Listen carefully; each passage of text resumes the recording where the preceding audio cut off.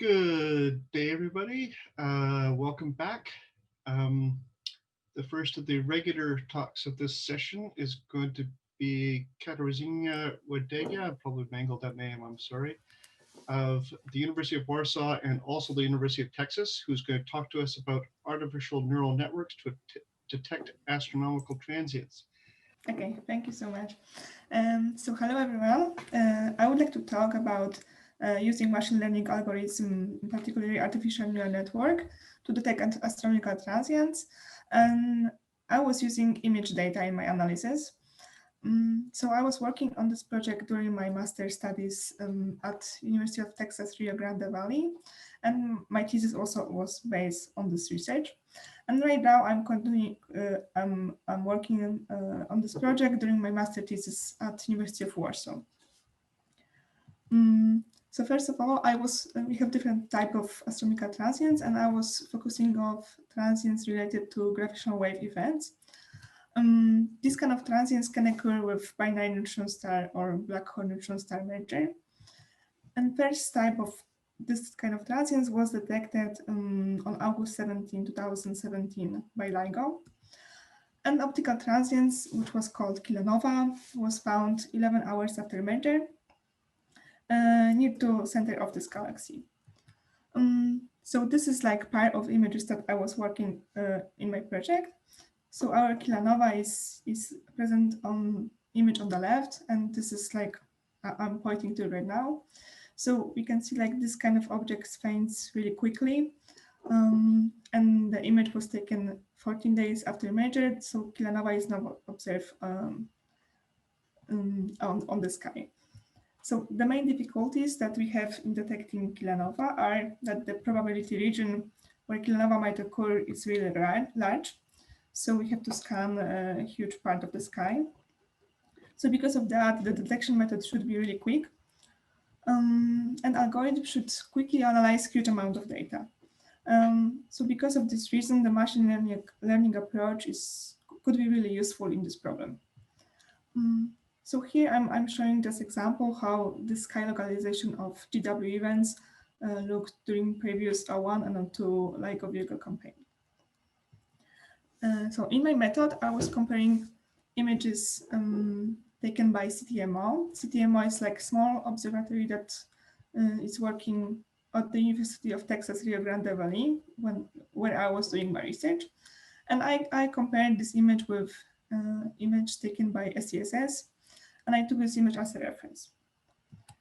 So the goal in the whole project was to detect transients on the CTMO image. And this part of the images were looking basically like this. So the whole idea, so image on the left is from CTMO, and image on the right was downloaded from SDSS survey. And the idea was that CTMO can follow up like alerts about gravitational waves, and somewhere here might be a kilonova. And our task is to detect this one additional object on the sky. So I was working with 5 pair of images. So here we have some more detailed information about properties of the images. So the first step was to download an image from SDSS, and to do that I use SkyView package from AstroQuery. Later I used the reproject package to align image, because it was important to have exactly the same pixel coordinates in both images. And I use images from data release 9 and in gfilter. So the whole idea, later I'm going to explain more in detail, was like to compare CTMO image and SDSS image, then apply some network structure. And in the end, it should be a classifier that tells us if the transients was observed or not in the image. So it would be really difficult to do this and applying like the whole images. So I decided to create the smaller data sets with like only one object in one image. So first I ran an object detection program on CTMO image. And after that, I cut like smaller images with only one source in one image. And I cut exactly the same pixel coordinates from SDSS image. and I'm gonna show. So here's example of what Sextractor program gives me on CTM image, and I obtain this pair of images. So they're exactly the same objects, but one is taken from CTMO image and one is taken from STSS image. So I created from 5 pair of images, I created more than 3,000 samples. And I call them that they are non-transient samples. And I gave them label that these are, for example, 1. So then I had to simulate kind of if there would be transients on this image, how this pair of images would be look like in this case. So I decided that if Sextractor program would detect this kilonova or transient, so I would have like on one image, I would have some object detected, and on the other, I would have only background. So I use the same like smaller images from the one image, and from the other, I took on this part of the sky that there was only background, and I call them that these are transient samples. So the next step of my analysis was to create training data set, because as I mentioned here, from the five pair of images, I have only 3,000 samples, and this was not enough to train like the whole network. So I use another program to simulate like really similar samples, but they are not from real images, but these are simulation data. So here's only a few examples how this kind of data looked. So I call them that these are simulation non-transient samples and simulated transient samples. So the idea is the same, that here I have one object and here only background. So now I'm going to describe what kind of models I built. So I tested two kind of models. One is like simple CNN, and the other one is dense model. So I use mostly dense layers, and outputs if both cases is the same. So this is like classifier if on the image was transient or non-transient. And that difference also is in the input images, like in second model, the images were taken like two separate images. And CNN model, it was like one image, but in two channels. And I think that important difference between these two models is number of parameters that we have to train.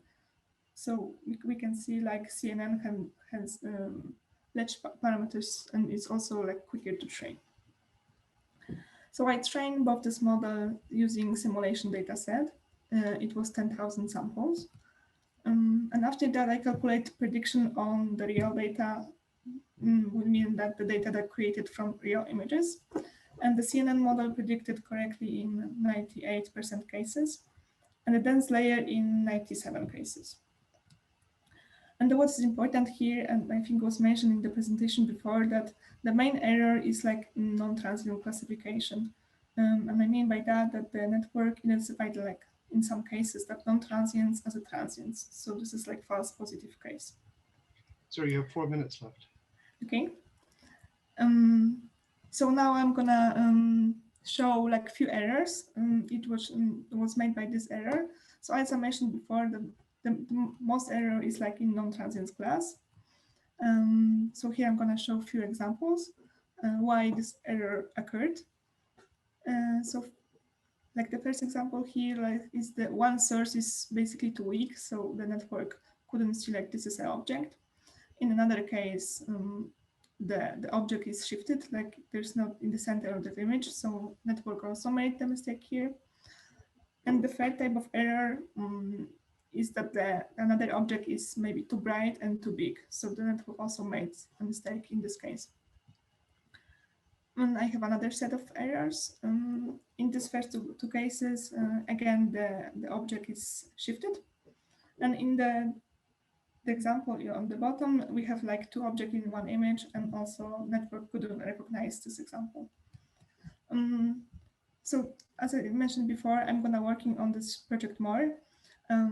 So there's few parts that I could improve. For example, I could skip this part with the simulation data. So if I had like more data from this observatory of any other, I could train the network using only like real data, not simulated.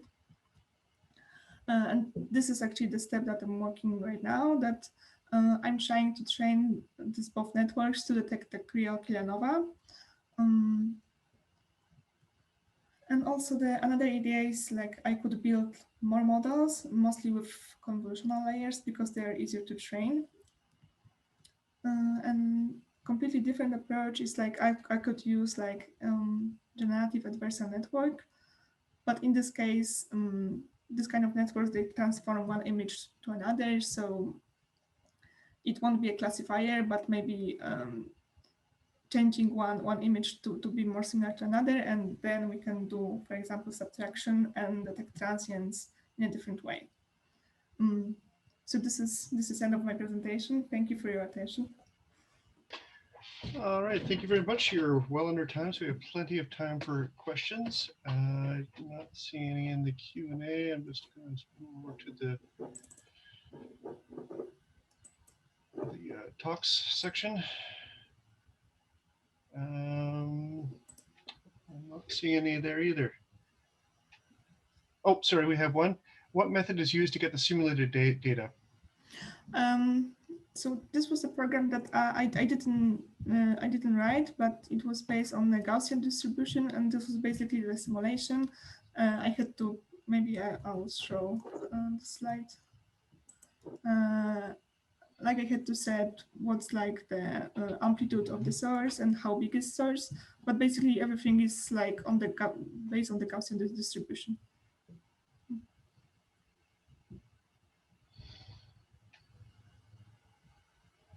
All right, question that, no, okay. Someone's typing a question. Oh, it's gone away. Okay, here we go. Did you consider GANs to simulate your data? From Matteo Trudeau. I'm sorry, could you repeat? Did you consider GANs to simulate your data? I'm not sure what a GAN is. I don't know either, so I think not. So you mentioned generative adversarial networks. And so the question becomes, did you consider using generative adversarial networks to simulate your data?